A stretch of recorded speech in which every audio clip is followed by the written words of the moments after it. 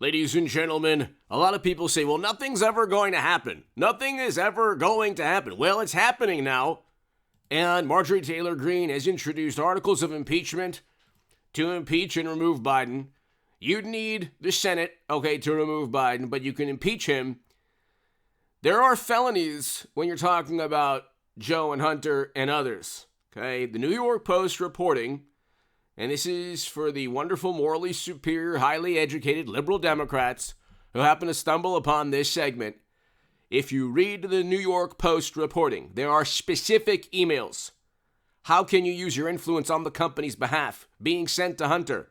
Literally asking him for influence on their company's behalf. 10% going to the big man. The big man, obviously a reference to Joe Biden. So there are specific emails that show that Joe is getting a kickback through Hunter, and specific emails where they're being asked for influence, perhaps to alter U.S. foreign policy, a whole bunch of things. These are specific emails within Hunter's laptop. This is something that Adam Schiff and others never had when they were accusing Trump of being an operative of another country. Here you have categorical proof of foul play and of felonies. And it's not just the New York Post deserves numerous Pulitzer Prizes. Why is it that you can get a Pulitzer Prize at the Washington Post and the New York Times for the 1,000th story on how evil Trump is, but one of the most important stories that was actually suspended on Twitter, and you have the U.S. government trying to stop it through former Intel officials, and they don't get a Pulitzer Prize? So we know what's going on. Anyway, Representative Marjorie Taylor Greene introduces articles of impeachment. NBC News.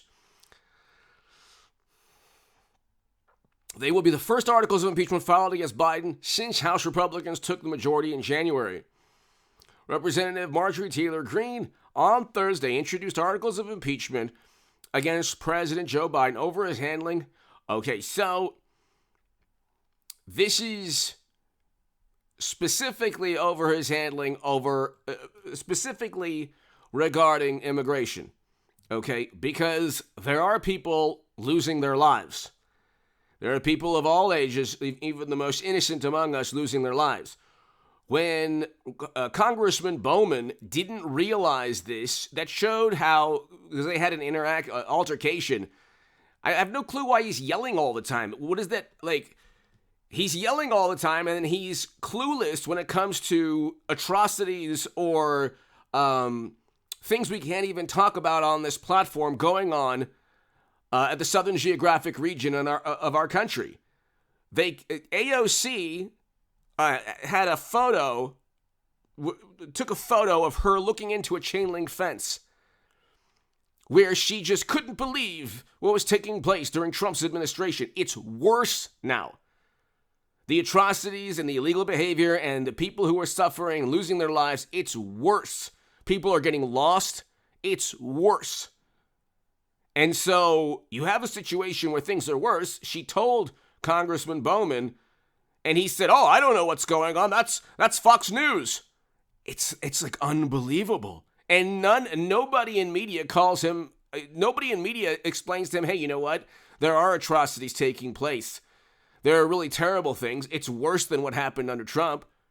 And yet Democrats, just the typical Democratic Party response, be as emotional as possible, be as loud as possible, and definitely don't take responsibility or even address the moral component of what's taking place under their watch, which they don't care about. It's all about emotion, yelling, screaming. But anyway, Greene accused Biden of endangering the security of the United States by thwarting the will of Congress. Biden has deliberately compromised our national security by refusing to enforce laws and secure allowed approximately 6 million over 160 countries. But this is just one of many issues, There are things taking place that are truly atrocious, and the most innocent among us, or among, the people crossing, the suffering is unbelievable.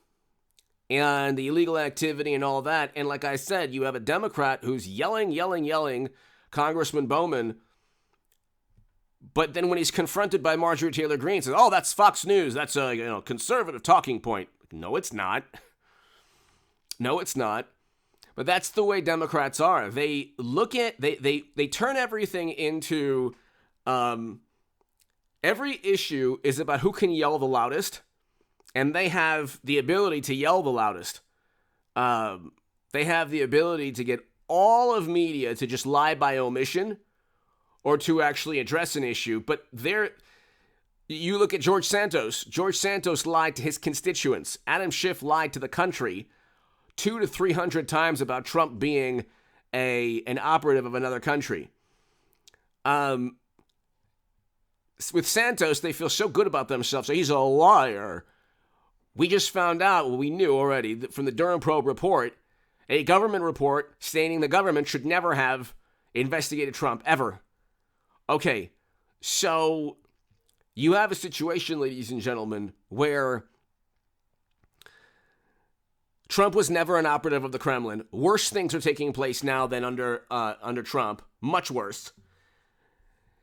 You have felonies with Joe and Hunter, not just kickbacks, not a big deal, actual felonies. There's nothing that happened under Trump's administration. Nothing. That even comes close to the criminality within Hunter's laptop. And so you have a situation where there's just this political amnesia, and Democrats and media circle the wagons. Media, Washington Post, New York Times, MSNBC, CNN, New Yorker, New York Magazine, The Atlantic, Vanity Fair, Esquire, Rolling Stone, The Nation, Mother Jones. I don't understand. Like, if you're a reader of any of these publications, it's the same. You're reading the same thing about Trump and the same thing about Democrats. I'm wondering if, will there ever be a point? I mean, you see BuzzFeed, you see Vice. There's a redundancy. I mean, it's like, how are these publications going to survive?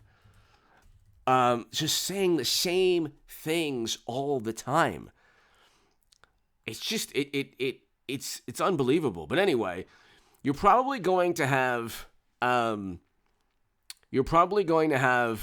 an impeachment that will encompass numerous failures within Biden's administration. So this issue, Hunter and the laptop and the kickbacks and the pay-to-play schemes, the hundreds of millions of dollars flowing into accounts to alter U.S. foreign policy, which he told on himself. He forced out a prosecutor, not because the prosecutor wasn't doing his job.